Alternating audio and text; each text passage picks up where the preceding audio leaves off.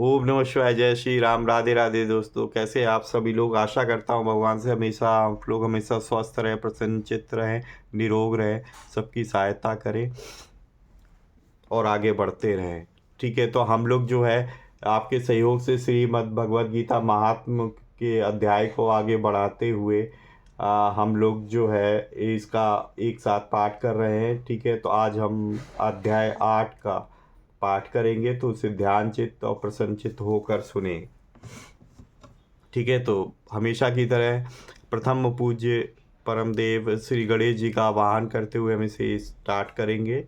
ठीक है, तो जय श्री गणेशाय नमो नमः। ओम नमो भगवते वासुदेवाय। ओम विष्णुवे नमः। ओम नमो नारायणाय।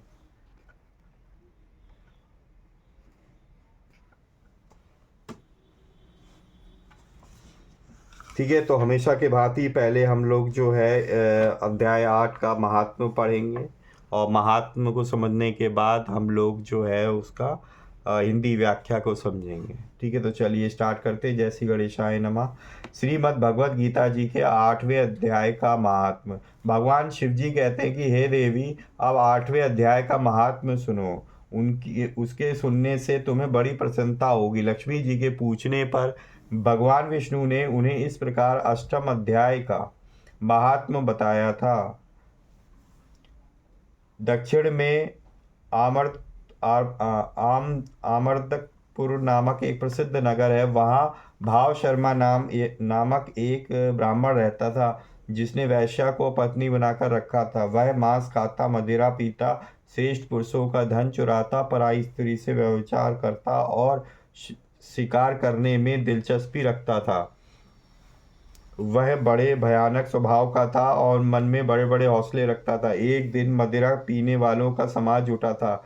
उसमें भाव शर्मा ने भरपेट ताड़ी पी और खूब गले तक उसे चढ़ाया। अतः अजीर्ण से अत्यंत पीड़ित होकर वह पापात्मा कालवश मर गया और बहुत बड़ा ताड़का वृक्ष हुआ। उसकी घनी और ठंडी छाया का आश्रय लेकर ब्रह्म राक्षस भाव को प्राप्त हुए और कोई पति पत्नी वहां रहा करते थे।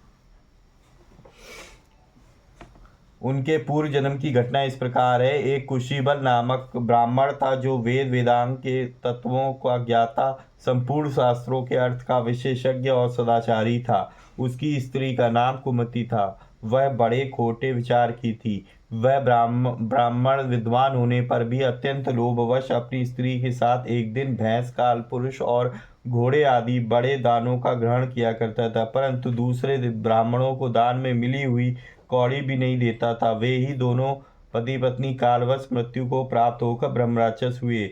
वे भूख और प्यास से पीड़ित हो इस पृथ्वी पर घूमते हुए उसी ताड़वृक्ष के पास आए और उसके मूल भाग में विश्राम करने लगे। इसके बाद पत्नी ने पति से पूछा, नाथ, हम लोगों का यह महान दुख कैसे दूर होगा? इस ब्रह्म राक्षस योनि से किस प्रकार हम दोनों को मुक्ति होगी? तब उस ब्राह्मण ने कहा, ब्रह्म विद्या के उपदेश, अध्यात्म तत्व के विचार और कर्म विधि के ज्ञान बिना किस प्रकार संकट से छुटकारा मिल सकता है? यह सुनकर पत्नी ने पूछा कि तद ब्रह्म किम अध्यात्मम किम कर्म पुरुषोत्तम, वह ब्रह्म क्या है, अध्यात्म क्या है और कर्म कौन सा है? उसकी पत्नी के इतना कहते ही जो आश्चर्य की घटना घटित हुई उसको सुनो। उपर्युक्त वाक्य गीता के 8वें अध्याय का आधा श्लोक था। उसके श्रवण से यह वृक्ष उस समय ताड़ के रूप को त्याग कर भाव शर्मा नामक ब्राह्मण हो गया।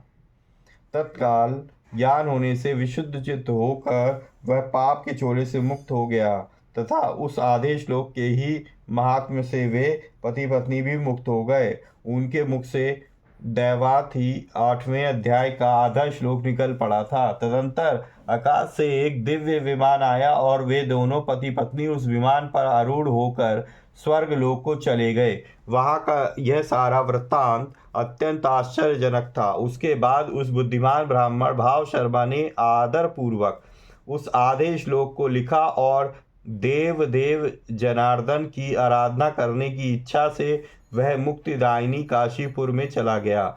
वहाँ उस उदार बुद्धि वाले ब्राह्मण ने तपस्या आरंभ की। उसी समय क्षीर सागर की कन्या भगवती लक्ष्मी ने हाथ जोड़कर देवताओं के भी देवता जगतपति जनार्दन से पूछा, हे नाथ, आप सहसा नींद त्याग कर खड़े क्यों हो गए? श्री भगवान बोले, हे देवी, काशीपुरी में भगीरथ के तट पर बुद्धिमान ब्राह्मण भाव शर्मा मेरे भक्ति रस से परिपूर्ण होकर अत्यंत कठोर तपस्या कर रहा है। वह अपनी इंद्रियों को वश में करके गीता के 8वें अध्याय के आधे श्लोक का जप करता है। मैं उसकी तपस्या से बहुत संतुष्ट हूँ। बहुत देर से उसकी तपस्या के अनुरूप फल का विचार कर रहा था। हे प्रिय, इस समय वह फल देने को मैं उत्कंठित हूँ। पार्वती जी ने पूछा, हे भगवान, श्री हरि सदा प्रसन्न होने पर भी जिसके लिए चिंतित हो उठे थे, उस भगवत भक्त भाव शर्मा ने कौन सा फल प्राप्त किया? श्री महादेव जी बोले कि हे देवी, द्विज श्रेष्ठ भाव शर्मा प्रसन्न हुए। भगवान विष्णु के प्रसाद को पाकर अत्यांतिक सुख मोक्ष को प्राप्त हुआ तथा उसके अन्य वंशज भी जो नरक यातना में पड़े थे, उसी के शुद्ध कर्म से भगवत धाम को प्राप्त हुए। हे पार्वती, यह 8वें अध्याय का महात्म थोड़े में ही तुम्हें बताया है। इस पर सदा विचार करते रहना चाहिए। तो दोस्तों, ये था हमारे पास अध्याय 8 का महात्म। और अब हम लोग जो है इसकी हिंदी व्याख्या का पाठ करेंगे। ओम श्री परमात्मने नमः। 8वां अध्याय। इस प्रकार भगवान के वचनों को न समझकर अर्जुन बोले, हे पुरुषोत्तम, जिसका आपने वर्णन किया है वह ब्रह्म क्या है, अध्यात्म क्या है, कर्म क्या है और अधिभूत नाम से क्या कहा गया है, अधिदेव नाम से क्या कहा जाता है? हे मधुसूदन, यहाँ अधियज्ञ कौन है और वह इस शरीर में कैसे है?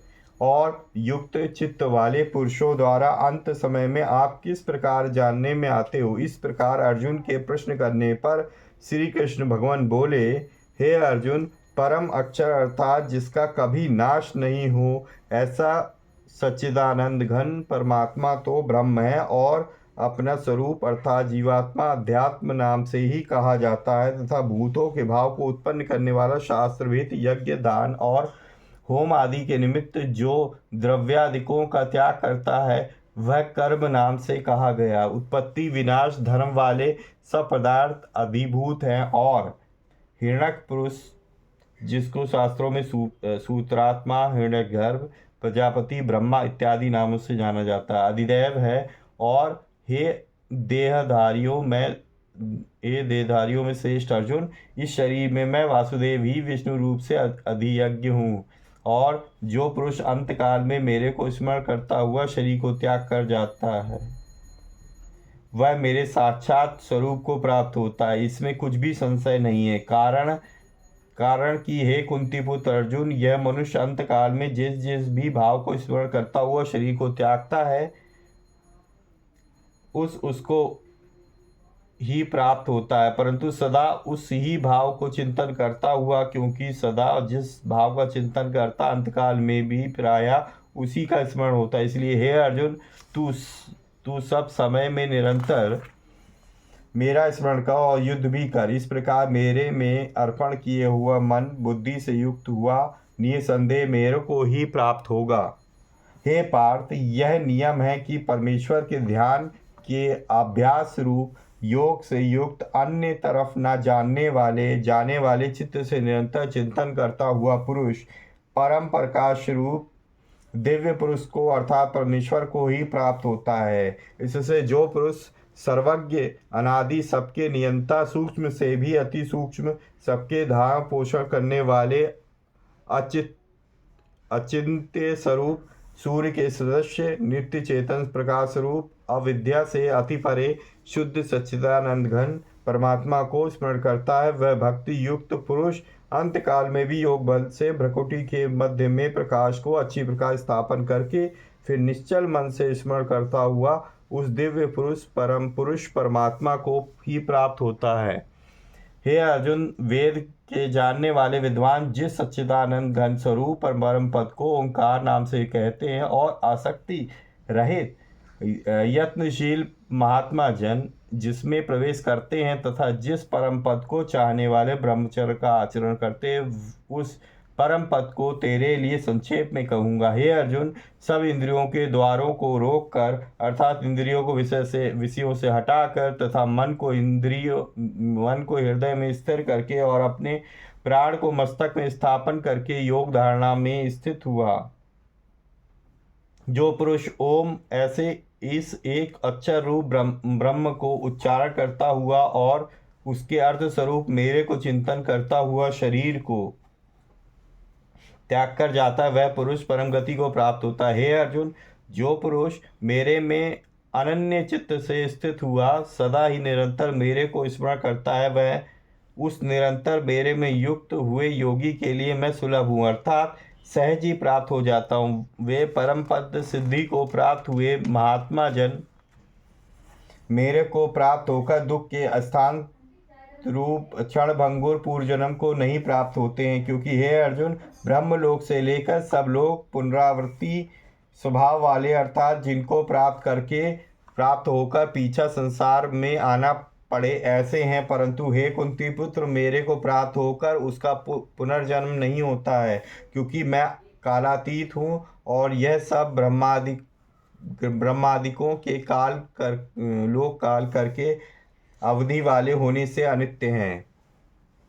हे अर्जुन, ब्रह्मा का जो एक दिन है उसको 1000 चौकड़ी युग तक अवधि वाला और रात्रि को भी 1000 चौकड़ी युग तक अवधि वाली जो पुरुष तत्व से जानते हैं उसका काल करके अवधि वाला होने से ब्रह्मलोक को भी अनित्य जानते हैं, और वे योगी जन काल के तत्व को जानने वाले, इसलिए वे यह भी जानते हैं कि संपूर्ण दृश्य मात्र भूत गण ब्रह्मा के दिन के प्रवेश काल में अव्यक्त से अर्थात ब्रह्मा के सूक्ष्म शरीर से उत्पन्न होते हैं और ब्रह्मा की रात्रि के प्रवेश काल में इस अव्यक्त नामक ब्रह्मा के सूक्ष्म शरीर में ही लय होते हैं। वह ही यह भूत समुदाय होकर प्रकृति के वश में हुआ रात्रि के प्रवेश काल में लय होता है और दिन के प्रवेश काल में फिर उत्पन्न होता है। हे अर्जुन, इस प्रकार ब्रह्मा के 100 वर्ष पूर्ण होने से अपने लोक सहित ब्रह्मा भी शांत हो जाते, परंतु उस अव्यक्त से भी अति परे दूसरा अर्थात विलक्षण जो सनातन अव्यक्त भाव है, वह सच्चिदानंद घन पूर्ण ब्रह्म परमात्मा सब भूतों के नष्ट होने पर भी नष्ट हो नहीं होता। जो वह अव्यक्त अक्षर ऐसे कहा गया है, उसी अक्षर नामक अव्यक्त भाव को परम गति कहते हैं, तथा जिस सनातन अव्यक्त भाव को प्राप्त होकर मनुष्य पीछे नहीं आते, वह मेरा परम धाम है। और हे पार्थ, जिस परमात्मा के अंतर सर्वभूत है और जिस सच्चिदानंद घन परमात्मा से यह सब जगत परिपूर्ण है, वह सनातन अव्यक्त परम पुरुष अनन्य भक्ति से प्राप्त होने योग्य है।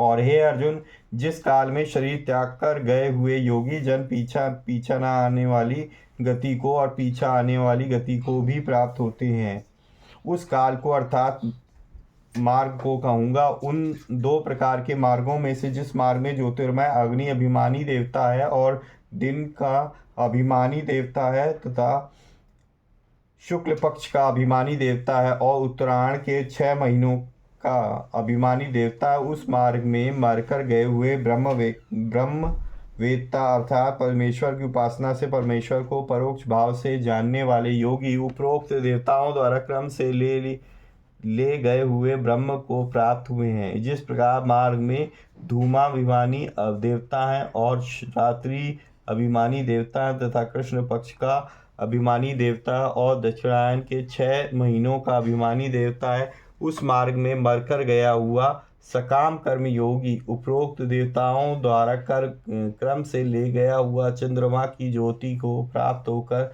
स्वर्ग में अपने शुभ कर्मों का फल भोग कर पीछे आता है। क्योंकि जगत के यह 2 प्रकार के शुक्ल और कृष्ण अर्थात देवयान और पितृयान मार्ग सनातन माने गए हैं।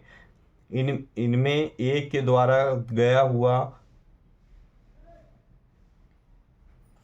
पीछे न आने वाली परम गति को प्राप्त होता है और दूसरे द्वारा गया हुआ पीछे आता है, अर्थात जन्म मृत्यु को प्राप्त होता है। हे पार्थ, इस प्रकार इन दोनों मार्गों को तत्व से जानता हुआ कोई भी योगी मोहित नहीं होता है, अर्थात फिर वह निष्काम भाव से ही साधन करता है, कामनाओं में नहीं फंसता। इस प्रकार हे अर्जुन, तू सब काल में समस्त बुद्धि रूप योग से युक्त हो और अर्थात निरंतर मेरी प्राप्ति के लिए साधन करने वाला हो, क्योंकि योगी पुरुष इस रहस्य को तत्व से जानकर वेदों के पढ़ने में तथा यज्ञ तप और दानादिकों के करने में जो पुण्य फल कहा जाता है उस सबको निसंदेह उल्लंघन कर जाता है और सनातन परम पद को प्राप्त होता है। इति श्रीमद् भगवद गीता रूपी उपनिषद एवं ब्रह्म विद्या तथा योग शास्त्र श्री कृष्ण और अर्जुन के संवाद में